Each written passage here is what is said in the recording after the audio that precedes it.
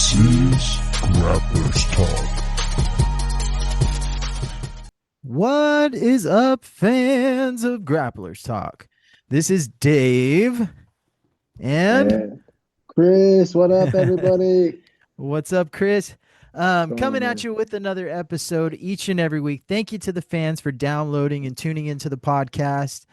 We truly appreciate all the love and support we get out there, and it means the world. The feedback, the messages, the reviews, the likes, the comments, the shares, all of it means the world to us. And it's a pleasure to come at you each and every week with a new episode. And I'm thrilled this week to bring the co-founder of Grapplers Talk back on the show. It's been a while since we've heard from you. Welcome back, none other than Chris Osborne, man. What's up, brother? What's up, man? Thanks again for having me on. How you doing, buddy? I'm doing great, man, and thank you for taking the time out of your busy schedule to be a part of this. And truly, as always, it's an honor to sit and chat with you and get to talk to you. But Appreciate that. I want to catch up, just touch base with you. How's training been? Obviously, we haven't gotten on the air in quite some time, so just since the last couple times we talked, man, how's everything been going? How's training, teaching, everything that you're involved with? It's been pretty good, man. Last few weeks, I've actually been kind of only in a couple days a week, if that. I between being busy working and being sick and all that. But before that, I was feeling really good. I'm gonna try to get ready for some sort of tournament. I think next year is my goal, beginning next year.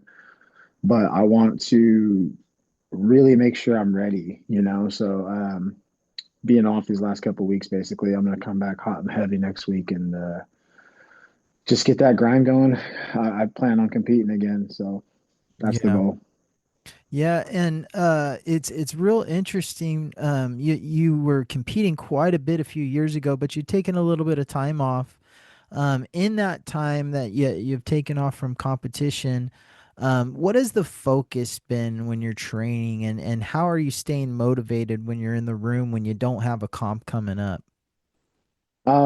Yeah, man, it's been good. It's been so what I've been doing in the academy is I've been working a lot on specific training. So what I mean by that is I'm not so much just going in there trying to win the round and get the submission. I'm trying to focus on my positioning and getting to my positioning. So I'll find myself a lot of times trying to pass and then maybe relinquishing that and giving them half guard back to full guard again, and then trying to pass again if I can, you know. It's not easy with these guys though, man. These guys are killers. So it really challenges me to work on my positioning and my pressure and stuff like that. So that's kind of what I've been focusing on lately.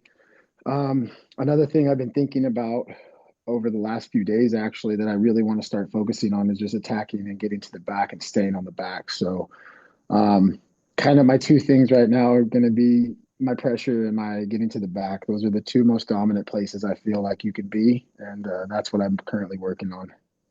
Yeah, it's something else because the back has never lost its luster, meaning, Yeah. it's still effective. It always has been. It always will be. Yeah. It is the most dominant position in jujitsu, bar none. Having the mount, you can still get bitten, and you can still get Hmm. poked in the eyes and different things like that. But the back, you're truly like you're behind them, you're safe, and you can just literally beat the shit out of them. So it makes Yeah. a huge difference in your training approach. But I want to talk to you about something you said, with these younger guys, you give them an inch, and man, these guys are getting good so quick. Like, it Yeah. doesn't matter what belt color they are or age they are nowadays. People improve in jujitsu quickly, and somebody that you were beating months ago, now you may struggle with in certain positions. So staying active and staying on top of your game is the best way to do it. Yeah. What's something that you've noticed as a brown belt, that you do differently compared to what you did as a purple belt? Um, well, now I kind of want to try to focus on, like I said, my positioning and maintaining a dominant position. Try not to relinquish position. it's more about position for me right now. Like I've worked on, I obviously I still go for submissions, but for me, I think that the positioning has a lot to do with where need to be right now. At a brown belt, I feel like you need to be able to control the pace of the match, control the pace of the roll, and control where it goes.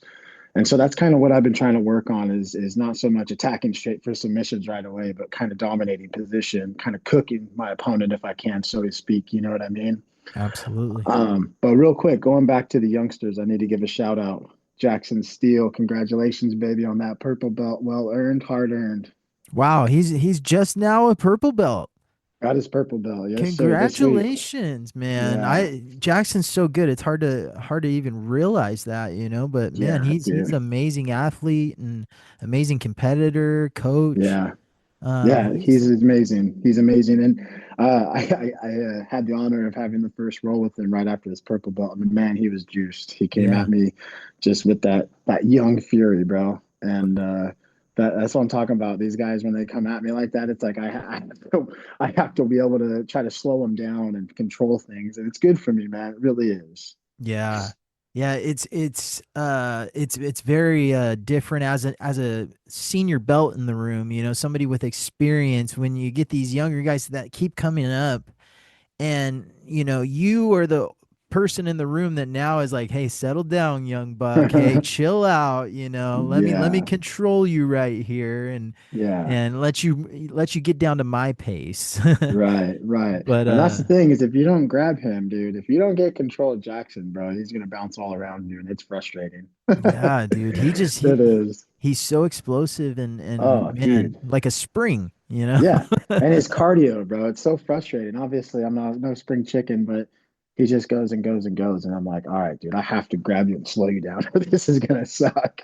Yeah, yeah, for No, but sure. congratulations to him, man. I love him. He's doing great. He's an awesome guy, and it's just an honor to have him at the academy, bro. Yeah, yeah, and he's a good young man, you know. He's always out there, very nice when you talk to him, very polite and Yeah. you know, he's not one of those egomaniac kind of kids or anything like that. He's a very No. nice down to earth young man. Yep. But I want to talk to you a little bit, Chris. Tell me what's been going on over at Strive. What was it like? Maybe a year ago now that you guys opened up the new facility, or maybe a little bit longer. Right But around there, yeah. yeah, tell me what you guys have going on over there, and some of the different things that you guys have added recently. Yeah, so the new academy, the new location, doesn't feel new anymore, but yeah, we've been there for probably around a year. It's nice. It's a big location. We got lots of mat space. Um, it's a nice location. I really like it. We've added some classes. I know that we have some morning classes available right now, 6 p.m. and 11 a.m. I'm sorry, 6 a.m. and 11 a.m. Monday, Wednesday, Friday with Coach Pedro.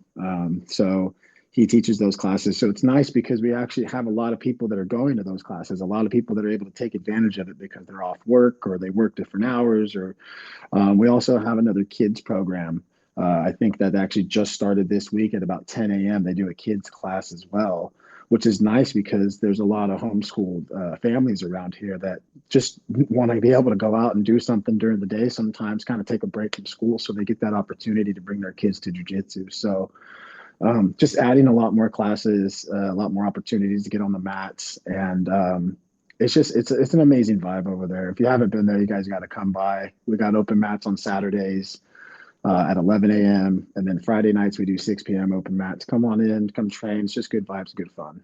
Yeah, yeah, and you guys, man, have been there over the years, just truly like you know expanding and adding on and adding to the family and building more and more programs. It's really exciting to see where Coach Manny has come in that time, and you know he's doing the thing out there.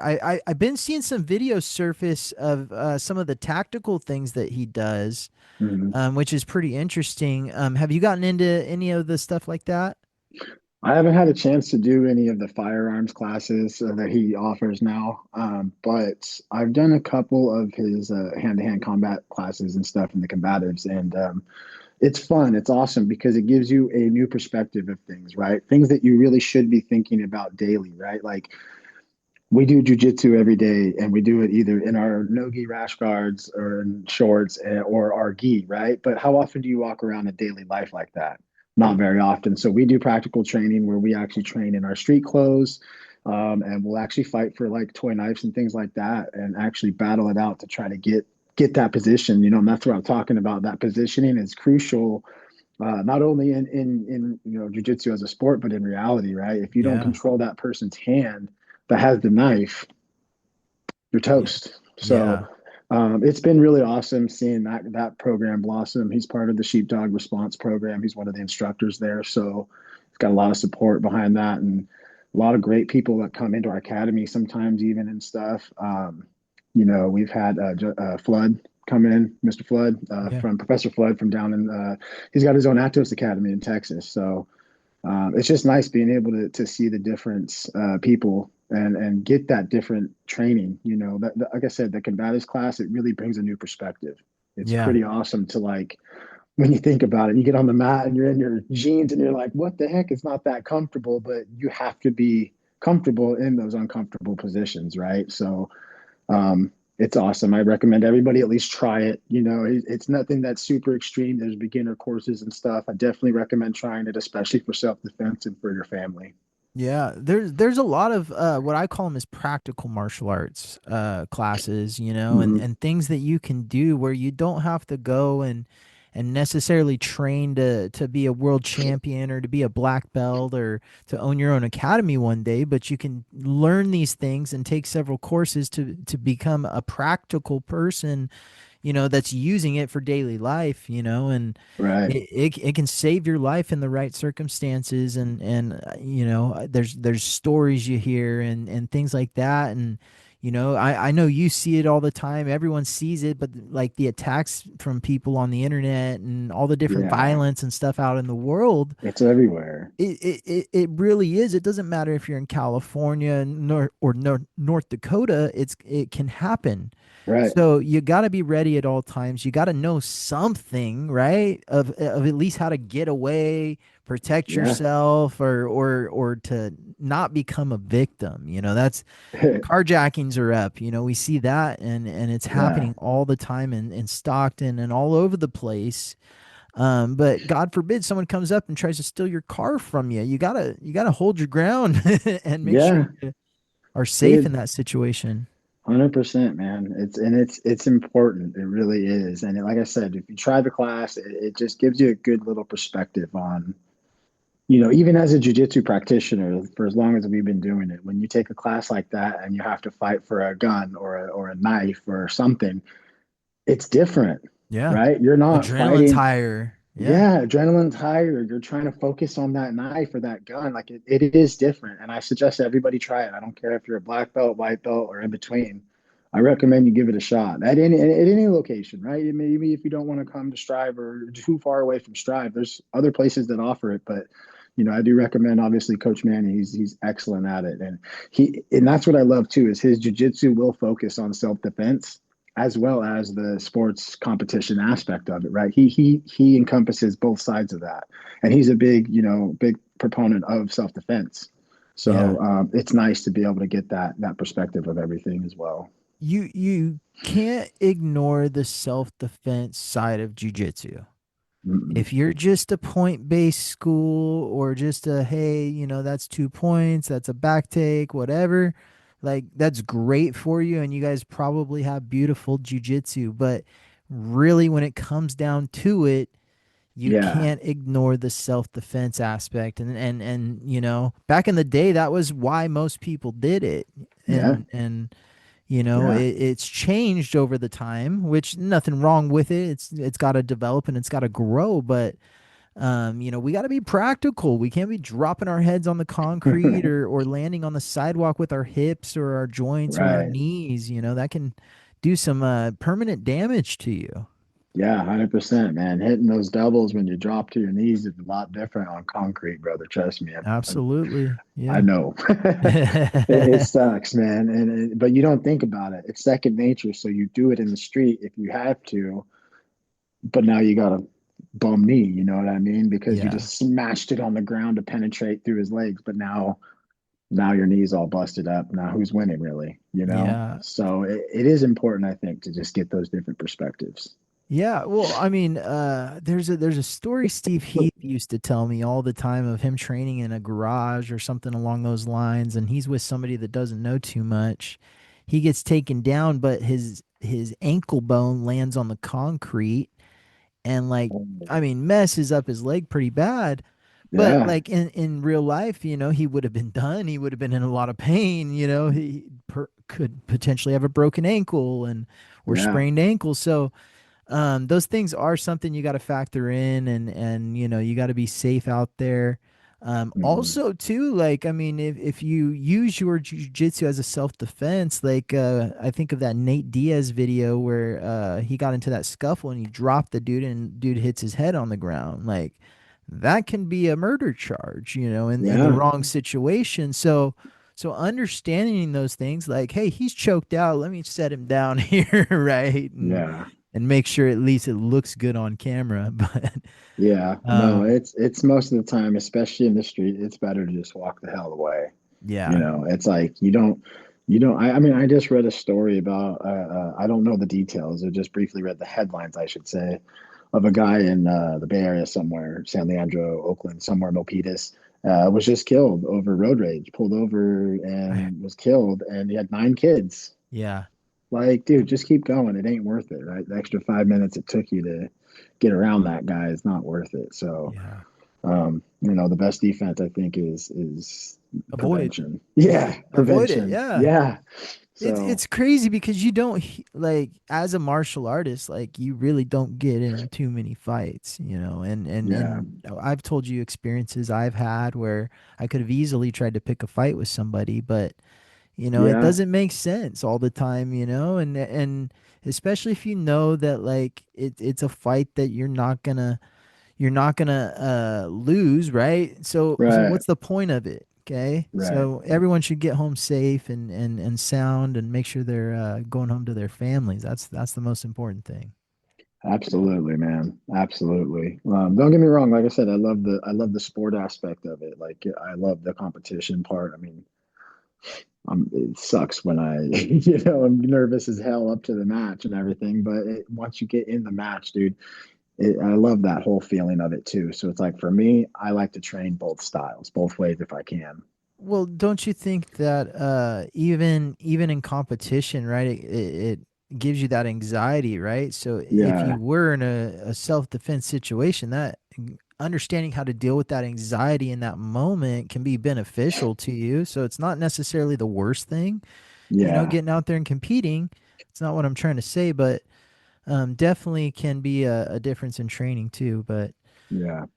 Chris, this weekend is Arte Suave's first card on Flow Grappling. Now, Excited. I'm gonna put you on the spot. Do you still got your Flow Grappling membership? Yeah, Yeah. Okay. it's Okay. renew I'm it's still signed renewing. in too. It's renewing. Oh crap, next month. So yeah, Yeah. That auto yeah. renew will get you, but I'm not gonna lie. I'll be honest with you.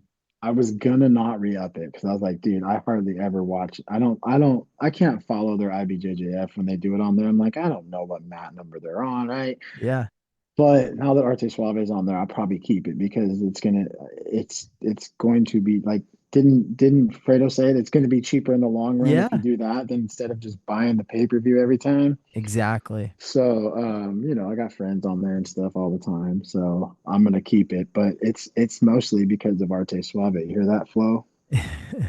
I wish they would update some stuff and come out with more documentaries along the lines like Daisy Fresh was incredible and Dude, yeah, that you that know had to have made him a lot of money, but they got to do something else like that. But like, it can't be the same thing, right? It can't be just another spun off version of that. It's got to be something unique, yeah. and it's got to be something new and fresh, not Yeah. Daisy Fresh.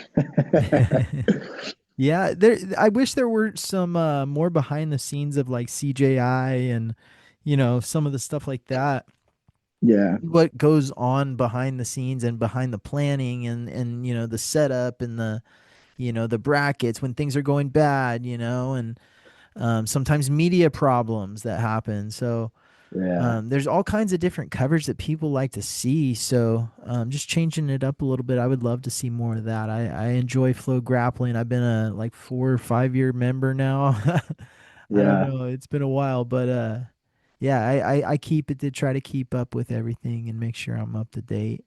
Yeah, and you know what? It's cool too because when I do have it, sometimes it takes me a while. I got it figured out now, but I can figure out for the most part like where my friends are competing on the IBJJF tournaments. But other than that, it's like if there's more than like three friends competing, I'm lost. I'm Yeah. not gonna lie to you. What's that app that you use? And I'm gonna plug this for the listeners of the show. Chris has for years used this Yeah, mat tracker app or something like that. it's called Witch Mat. I've used it most recently. I used it again, so but it's on the website. I haven't been able to pull up the app, but it's called WitchMat, WHICHMAT. Uh, it was pretty cool because I was able to actually save specific fighters or grapplers, right? People on there like by their name. If I knew their full name or who they were, I was able to like tag them, like Old Man Dan from the Academy, right? Yeah, Man Dan. I got him and I tagged him on there to where like it'll tell me on the side, Matt, whatever at this time, and then I could click on it and look at it. It was pretty nice. But last time I went on it, it was mostly on the website, not on the app. Hopefully they're strengthening their app or something and coming out with a new one because it was pretty awesome being able to just type my guys in and just bam, there they are. You know. Yeah, yeah. It's those kind of things. I don't know if they're hard to keep up, and I assume they have to be having a lot of programming and updates and things like that Dude, to stay yeah, active on that. I don't know how they do it. I mean, if you think about it, they have the IBJJF tournaments they do. I don't really know the list of tournaments, but I know recently they asked in like a poll on Instagram, like, hey, what's one that you think? And a lot of people said ADCC and this and that, So it's like I think they're trying to expand it, and I hope they do, right? Make it easier for everybody, and it really was easy when I was able to just save the names of my friends. I could just go to my list and click their name, and oh, okay, they're on Mount whatever. Boom. Like I don't have to look it all up. I don't have to keep the brackets up on IBJJF's website or anything. Yeah. It was just way easier, man.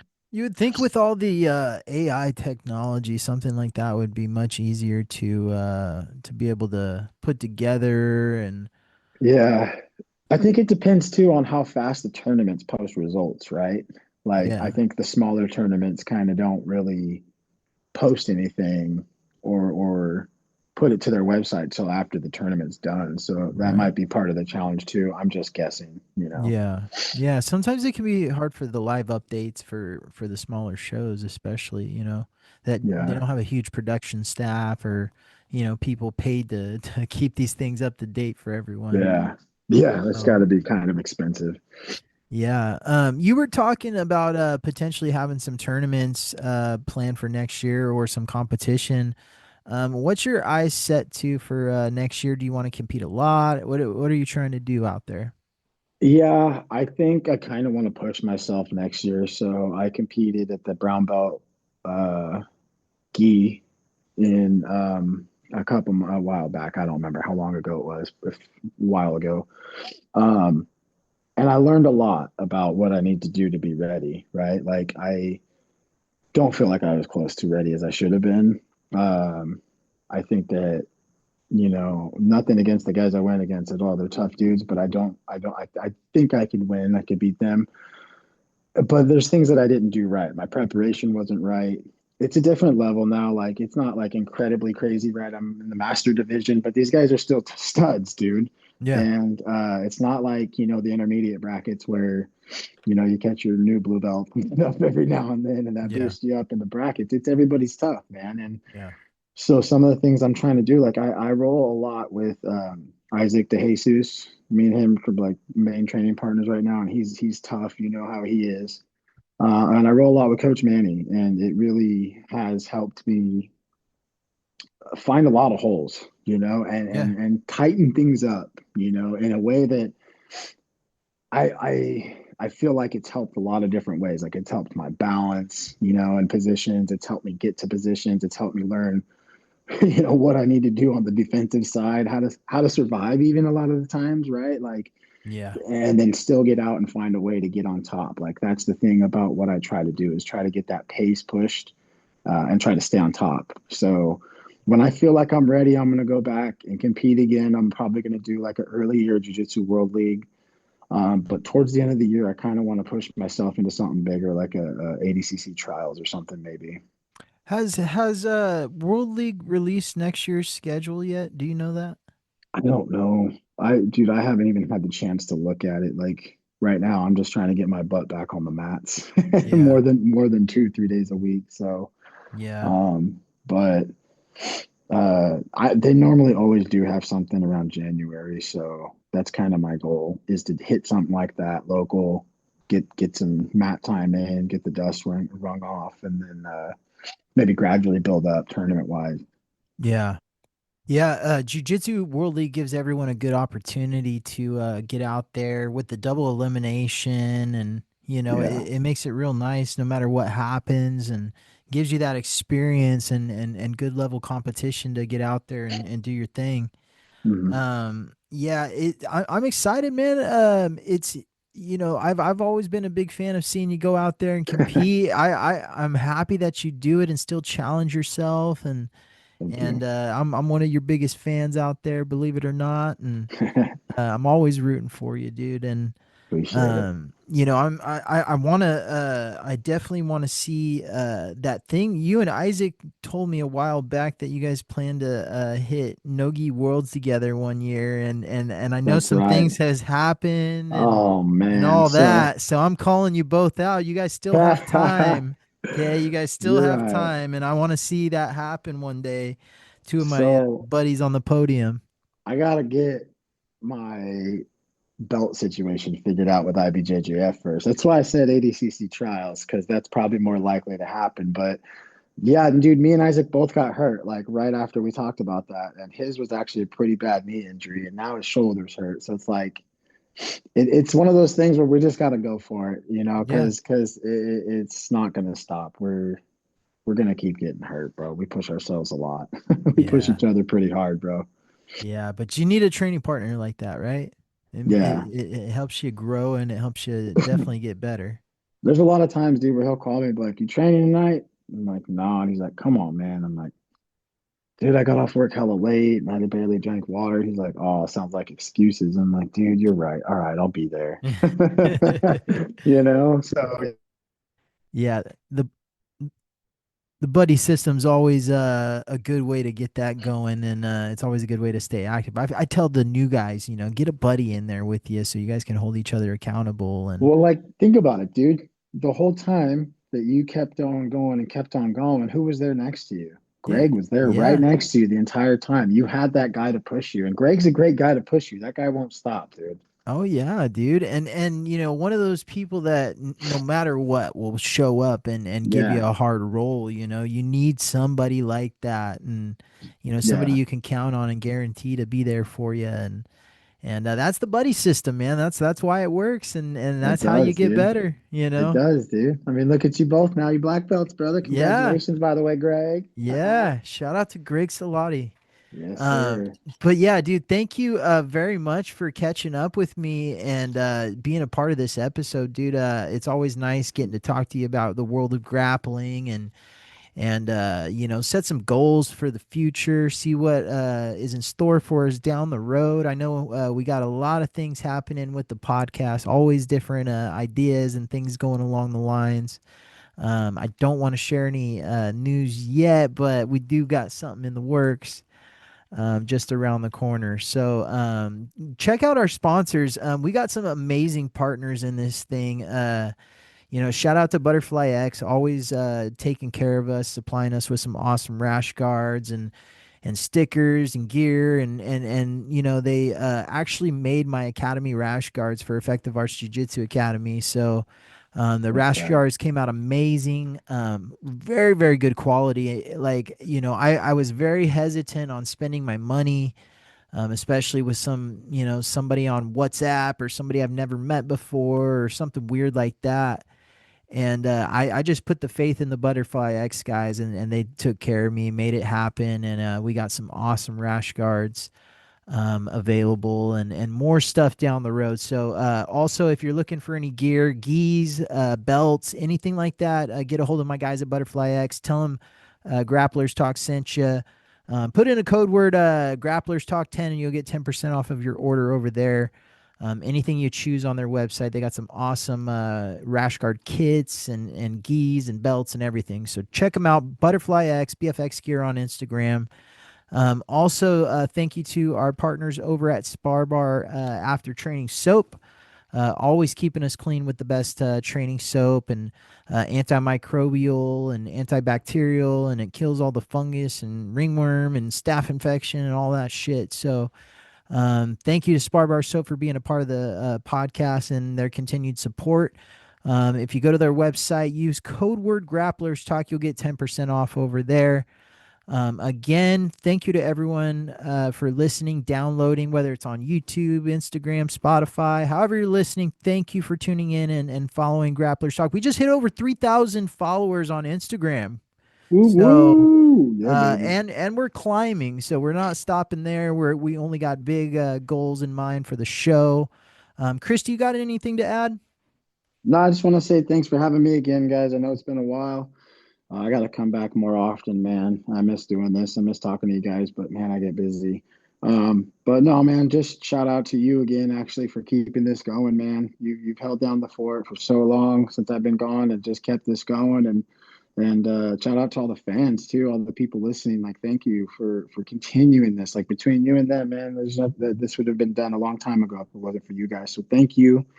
Again, shout out to Jackson Steele. Congratulations on that purple belt, buddy. Well earned. And come train with us at Strive, man. Good vibes, good times. Check us out. We're over in Lodi, off Clough Avenue. Yeah. So come check us out, man. It's fun times. Yeah. Always good training over there. You'll get some great training partners. I have a lot of friends over there. A lot of people I know stop by and always a good time over there. But thank you to everyone for downloading, tuning into the podcast. Check us out each and every week. This has been another great episode of Grapplers Talk.